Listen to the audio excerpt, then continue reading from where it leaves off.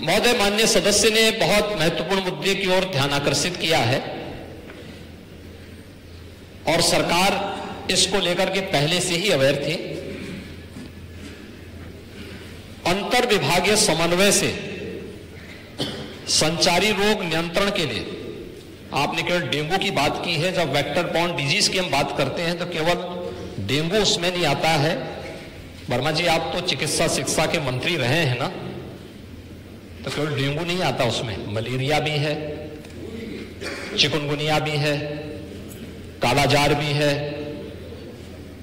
इन सभी से संबंधित वेक्टर बॉर्न डिजीज हो या फिर वाटर बॉर्न, जल जनित हो या फिर विषाणु जनित कोई भी बीमारी हो, इनके उपचार के लिए सरकार के स्तर पर एक समन्वित प्रयास किया गया है और उस समन्वित प्रयास को ही हम लोगों ने संचारी रोग नियंत्रण का एक विशेष अभियान वर्ष में 3 बार चलता है कार्यक्रम, जिसमें पहले 15 दिन संचारी रोग के लिए अवेयरनेस के साथ साथ अंतर विभागीय समन्वय से स्वास्थ्य विभाग नोडल विभाग होने के नाते सभी अन्य विभागों के साथ समन्वय के माध्यम से इन कार्यक्रमों को नियंत्रित करता है।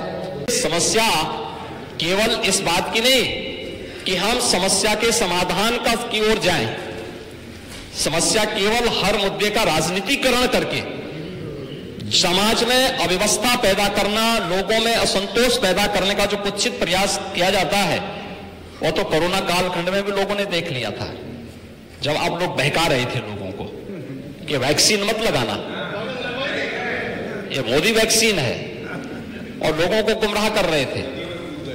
परिणाम क्या है? मोदी जी के शासनकाल में, उनके मार्गदर्शन में हमारे वैज्ञानिकों के द्वारा बनाई गई दोनों वैक्सीन दुनिया की सबसे प्रभावी वैक्सीन है। दुनिया के अंदर तमाम देशों में कोरोना महामारी के मामले बढ़ते हुए दिखाई दे रहे हैं। भारत में कोरोना कंट्रोल है और उत्तर प्रदेश में भी पूरी तरह नियंत्रण में है, कहीं कोई समस्या नहीं है। सरकार आपके द्वारा उठाए गए मुद्दों पर पूरी तरह सतर्क है और अब तो इसके मामले वैसे भी समाप्ति की ओर है।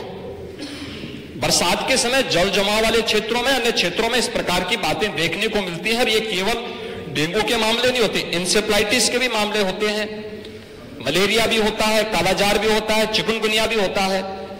तो आपकी जानकारी के लिए, हो सकता है कि काफी दिन हो गए मंत्री पद से हटे हुए, तो आप भूल गए होंगे, तो आपके संज्ञान में लाने के लिए हमने दिया था। इधर रहते तो हो सकता है कि कुछ लॉलीपॉप मिल भी जाता, लेकिन वहां रहकर के वो कभी नहीं मिल रहा। याद रखना, डबल इंजन की सरकार है, ये केवल बोलती नहीं, करके दिखाती भी है। प्रदेश के अंदर 10 करोड़ लोगों को आयुष्मान भारत और मुख्यमंत्री जन आरोग्य योजना के अंतर्गत 5 लाख रुपए सालाना स्वास्थ्य बीमा का कवर भी ये सरकार उपलब्ध करा रही है।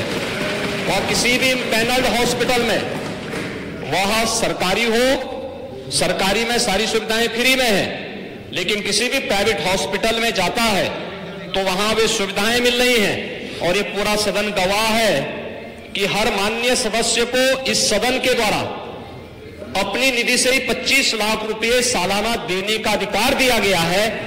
और यही नहीं, मुख्यमंत्री राहत कोष से हम चेहरा देख करके पैसा नहीं देते हैं।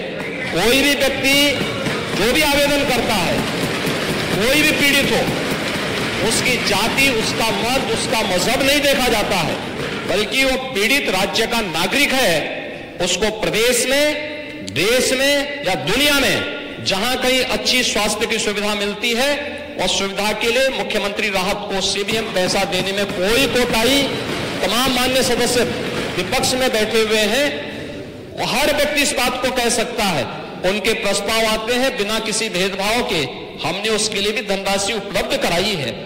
आयुष्मान भारत और मुख्यमंत्री जन आरोग्य योजना भी है। हम आभारी आदरणीय प्रधानमंत्री जी के, जिन्होंने आयुष्मान भारत जैसी योजना दी, जिसमें हर गरीब से गरीब व्यक्ति भी आज अपना उपचार किसी भी अच्छे कॉर्पोरेट हॉस्पिटल में भी करा सकता है, और देश में भी करा सकता है, दुनिया में भी कहीं करा सकता है। हर वर्ष की सुविधा उसको मिली है। मुख्यमंत्री जन आरोग्य योजना की सुविधा भी उसे दी गई है। इसके अलावा माननीय विधायकों को भी 25 लाख रुपए तक खर्च करने का अधिकार दिया गया है, और इसके साथ ही मुख्यमंत्री राहत कोष भी उसके लिए उपलब्ध है।